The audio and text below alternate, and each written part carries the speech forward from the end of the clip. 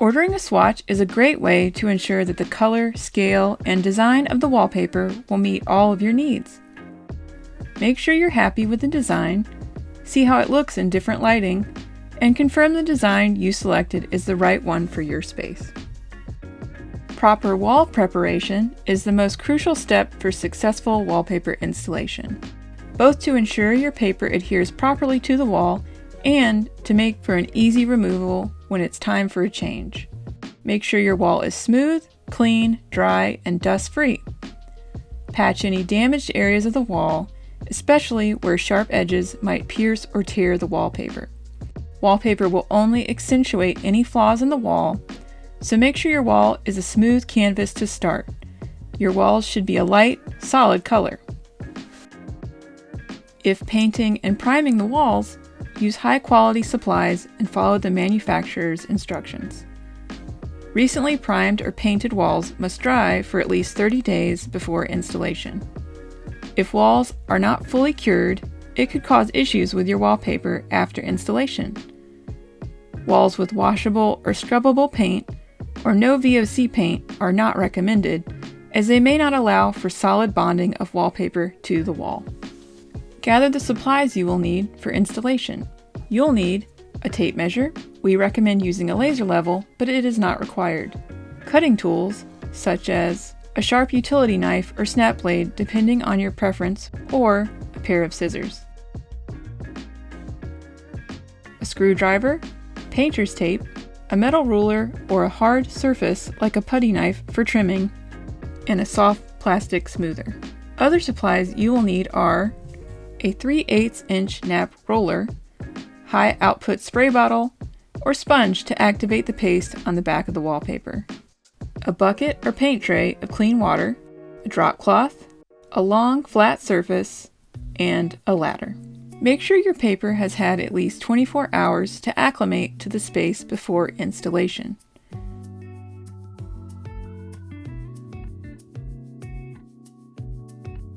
Remove the rolls from the bag and take off the bands. The instructions are on the reverse side. Unroll each panel so they face the same way. Check your rolls to ensure that your panel's print scale, size, and color are correct and that there are no print defects on the wallpaper. If you see any issues, contact the Spoonflower help team before starting. The top of each panel has no white space, while the bottom has a narrow white label with a barcode. Do not trim your paper before hanging, as this could cause your repeat not to match. While each roll is numbered, you can install your panels in any order. This number is the quantity of items in your order. Choose your starting point on the wall. If you are applying wallpaper on one wall, you may install from the farthest left corner to the right, or from the right corner to the left. Once you start in one direction, you must commit to it. If covering all the walls of a room, choose an inconspicuous starting point, like behind a door, since the pattern may not match exactly.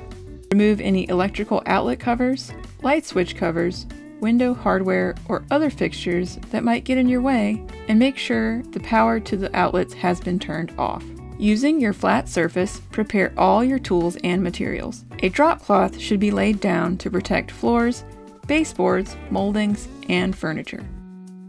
Apply water to the back of the first paper panel using a clean paint roller or sponge. Enough water must be added to saturate the paper and activate the paste. Be sure to fully saturate the paper. You can also use a high output spray bottle to saturate the adhesive. If using a spray bottle, keep all sprays consistent so the same amount of water covers the entire panel. Using a good overhead light and flat surface, inspect the panel to ensure it has been evenly saturated with water.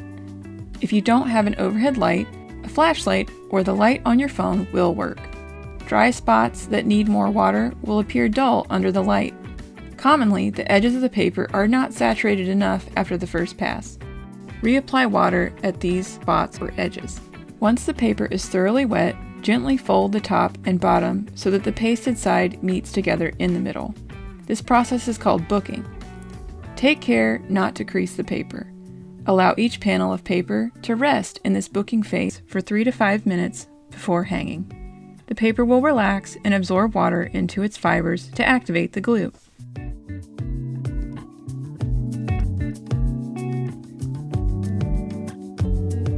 Once the first panel is booked, unfold just the top half of the paper while leaving the white edge with the barcode still folded. From your starting point on the wall, align the top of the wallpaper with the ceiling, allowing for 1 to 2 inches of overlap onto the ceiling. Using your squeegee or smoother, start to smooth your panel. Working from the center out, gently work out any air bubbles, making sure your panel is straight. Use your squeegee to press the paper into your ceiling and baseboard to get a crisp line. If you do not have a level, use your eye as best judgment. Do not trim away excess paper until you are finished installing all of the panels. Before hanging the second panel, check to see where the pattern lines up on the first panel and to ensure it will match without leaving a gap at the top of the wall. Position the second panel on the wall, matching the design, so it overlaps the previous panel by approximately a ½ inch. The overlap may vary from roll to roll, so be mindful and visually match the repeat.